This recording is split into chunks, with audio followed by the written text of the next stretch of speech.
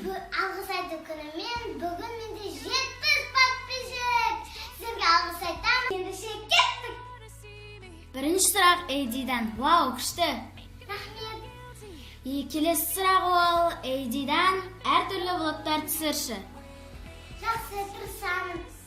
Және де оның бірінші сұрағы, сен челленджтар түсіресің бе?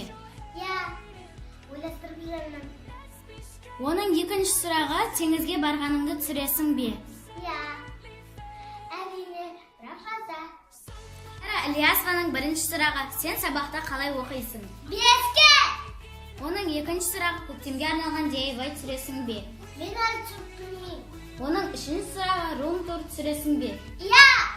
Және де ол вау, күшті шыққан деп жазған. Рахмет.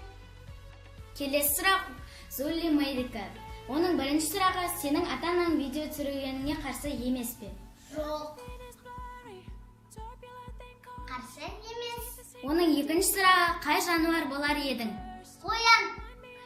Оның үшінші сұрағы, қандай соктар ұнайды? Кола. Гүлназ Айдар сәлем жолда деп жазған. Сәлем, Гүлназ Айдар.